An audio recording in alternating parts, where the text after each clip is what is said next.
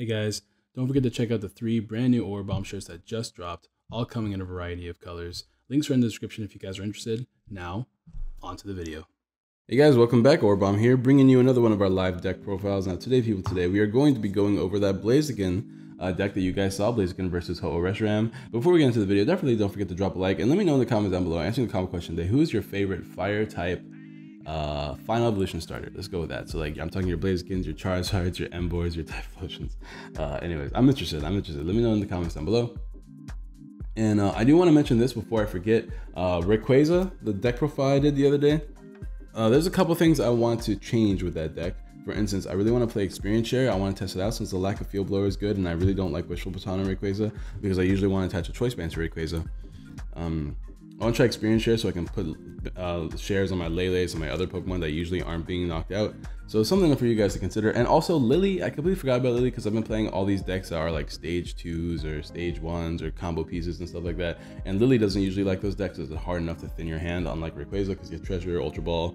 You have a lot of ways to thin. So that's definitely something worth trying. But yeah. Of course, these decks are always subject to change. It's not like these decks are set in stone ever, because these are our first times testing these out. Same with this deck. Blaziken, I do want to mention, is not probably the most meta deck ever. Stage 2s are a little bit rough to play post rotation, but I did manage to build a deck that I think is really like I managed to build what I think is a really good kind of skeleton list for stage 2 decks that involve Origami, that don't involve Zoroark. So let's get right into the video. Now, I am recording this before I show the games off, before I record the games, because all my video files got corrupted. But I'm not going to be able to reference the games, but the games are probably going to be good. I will only upload good games, of course. I'm not going to upload any donks about Inside, even though they could totally happen. I will let you guys know if they happen when I do the post commentary. But anyways, that was the video before this, so it doesn't really matter now, does it? We do have 4 Torchics. Excuse me. 4 Torchics, the 70 HP one, because 70 HP, it's better than the other HP numbers. It's good for dealing with the boy. What's his name? Buzzwole. It's better dealing with Buzzwole. We're also playing 2 Combustions. I know this original list played no Combustions and just relied completely on rare candy, but you have to really just be evolving every turn really in order for these stage 2 decks to work. So I'm playing 2 Combusken. Its ability is if you attach an energy to it, you can remove all special conditions on the Pokemon. It's kind of not that great because you're usually just going to evolve anyway, so it's not super amazing by any means, but it's something worth mentioning. Its attack is Lunge for DCE, and flip a coin. If tails, it does nothing. So once again, one of these attacks that aren't really worth mentioning. But we do have the Fire Starter Blaziken. Blaziken is really interesting because it has 150 HP, which is meh. It's a stage 2, and it has the same effect as these Mewmore types, right? Attach a fire energy from your discard pile to one of your bench Pokemon. Not nearly as good as Mewmore because you're a stage 2, but you do get to attach fire energies, and there's a lot of really hard hitting fire type Pokemon. So you can take advantage of that. Its attack is also for fire DCE, does 90, and if you discard a fire energy, you can do 20 damage to all of your opponent's Pokemon, like similar to Tapu Koko, Spine Flip. So that can sometimes put things in range. It's not really super necessary in a deck like this because Blaziken GX over here is strong. Now, if you guys don't know what Blaziken GX does, it's a 240 HP Pokemon, which is huge because there's not really many things in the format that can hit 240 HP without the assistance of Choice Band, and they're usually named Duskman. And Duskman is weak to fire, so you can take advantage of that and attack them with literally just this Pokemon. But that aside, 240 HP is hard to hit. Even things like Necrozma needs 4 energies, which is harder enough to do, and Ultra Necrozma needs 4 energies, one of them being the metal type, which is hard enough to do because they usually don't have 2 Mewmores down. It's usually other Pokemon instead. Also, please excuse the background noise. I'm still in my house right now. That is really loud. Anyways, that aside, I apologize. It hits for a DC, I'm trying to avoid the glare, but for a DC, it hits for 60, and for 2 fires and a color set it hits 210. 210 is extremely strong. 240 with a Choice Band. You do have to discard 2 fire energies, but because of Blaziken, you can usually put those right back on. 210 HP is super duper strong, and 240 will knock out pretty much anything right now, I think, in the current format. Is there anything that can resist it? I guess there's Lunala GX that can survive it, but nobody's playing that. Why would you ever play that? So yeah, and then this GX attack is kind of useful. I have found myself using it in some of my test games versus Origami. For fire type energy, a single fire type energy, it just discards 2 energies off your opponent's Pokemon. So you can get rid of your Reshram's energies, your Ho-Oh's energies, stop them from using their 190 damage next turn. It's really strong. So Blaziken is really cool, and I did want to try to abuse it, but that's not usually the GX attack we're going to go for. We're usually going to go for Ho-Oh's GX attack. Now Ho-Oh itself, we all know what Ho-Oh does. For 3 energies, Sacred Fire, 50 snipe, Phoenix Burn does 190 damage, that's 220 with a choice band, which does take knockouts. I believe it's 190, no, it's 180, so 2 times with the choice band, that's right. It's 190 HP. And it has an electric type weakness, which is different than these dudes, which is another thing that's useful about it, but its GX attack Eternal Flame is exactly why we're playing Blaziken. Put 3 in any combination of fire type Pokemon GX or EX from your discard pile onto your bench. Why is there so much glare in this area? This is like the least glary area of my house. Onto your bench is what I'm trying to say. So what you do is you kind of set up these Blazikens, you discard these buddies, and then you GX and put them onto your bench directly. So you don't have to worry about evolving up into these Blazikens. You can still evolve up into these Blazikens and use this GX attack in mid to late game so that you can get more Blazikens down, but like, it's just a cool option in this deck, and we've all been looking for a Pokemon that we can abuse Ho-Oh's GX attack with, and I think we found one. Blaziken's not that bad. Of course, it's better in standard or in expanded, because expanded you have things like Blacksmith and Battle Compressor, so you don't have to run this baby Blaziken. And I definitely want to play an expanded version of this deck because it seems so good, but for the time being, we're just playing standard, you know what I'm saying? Maybe we'll play expanded some other time. I might do some live deck matches with expanded. I never really do those, so who knows, right? But yeah, Ho is really cool. Also, it's just a strong attacker in general, so it's not even that bad. We have 2 Vulpix here because it's a stage 2 deck, and I found that once I put in Vulpix, the deck just worked so much better.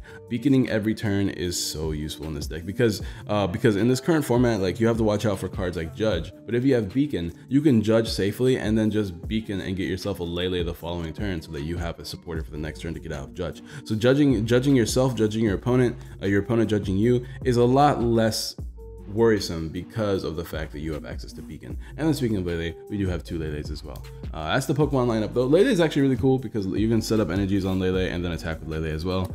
And it's a 1 retreat Pokemon, so like, you know, you have options with Lele, so it's pretty cool.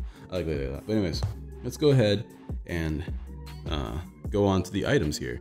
We do have 4 Ultra Balls because it's Ultra Ball, and we also have 4 Nest Ball, similar to how we played Zoroark. I think Nest Balls are super important in these evolution decks, so I am playing a heavy count of 4 so you can constantly get your Pokemon out. We no longer have Bridget, and I'm not the biggest fan of playing down a Lele because if you're playing down a Lele, that's bench space that's kind of precious in this deck, and I don't want to play down Lele to get Fan Club because Fan Club really only gets you 2 Pokemon, and I don't think these Pokemon have any really cool effects that whenever you play them down, they can do something like similar to Tapu Lele, so it's not even worth playing Fan Club in my opinion. But that's just me. Let me know what you guys think down below. I am playing 4 Candies because it's a stage 2 deck. And of course, one of the most hyped returning cards for me is Acro Bike. I'm really excited to be playing Acro Bike again, I'm not gonna lie. I started the format playing Acro Bike and I get to play Acro Bike once again. It's take the top 2 cards of your deck, put 1 in your hand and the other one in the discard pile. It's a good way to discard your Blazikens and your fire energies and stuff like that.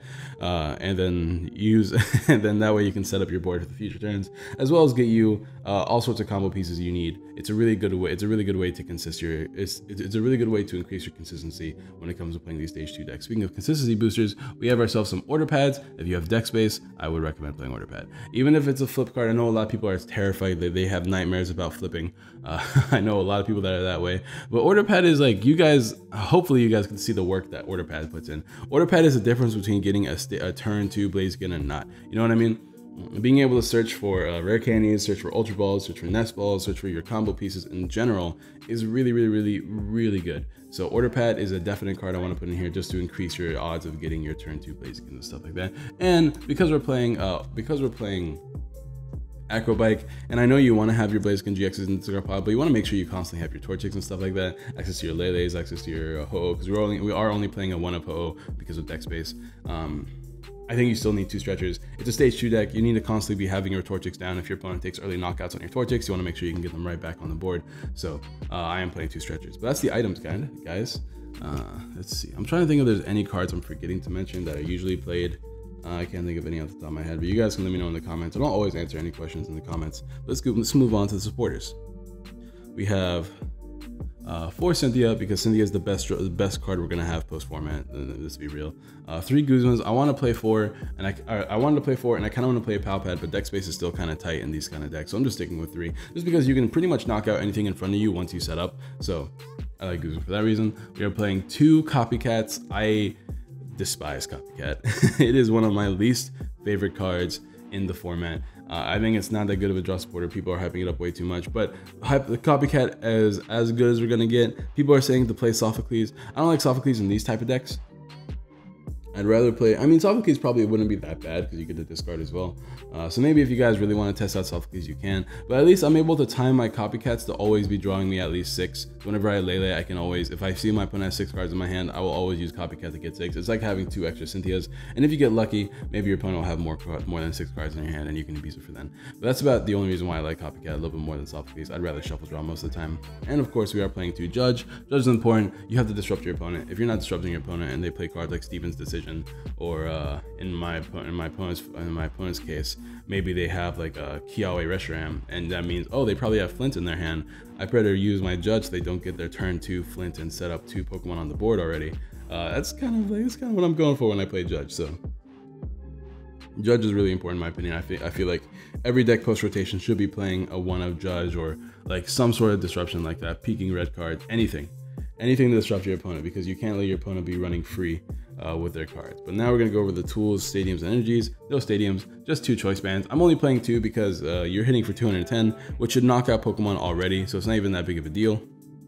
I'm just trying to think. Yeah, you really only want to attach on the Lele and choice band in most cases. If you run into that matchup where your opponent has more than 210 HP, you attach them to your Blazikens as well. But you know, it's not super necessary in this deck. And I am going to play something that's probably a little bit surprising to a lot of people, and that is going to be only 4 fire type energies. I know I get crucified whenever I play a low count of fire type energies, but in this deck it's perfectly fine. You really only need 2 fire energies in the discard pile at any given moment because of your Blaziken. You only discard 2 energies, so you don't need that many energies on your Blazikens. So like, you know, in an ideal world you have 3 in the discard pile, probably no more than 3, and you just go from there.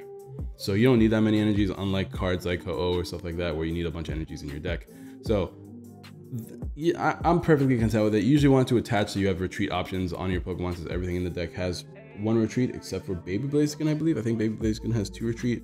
Yeah, this is the only card in the deck that has 2 retreat other than Ho-Oh is Baby Blaziken. So everything has 1 retreat, so you can attach a retreat. That's a good way to get energies in the discard pile as well.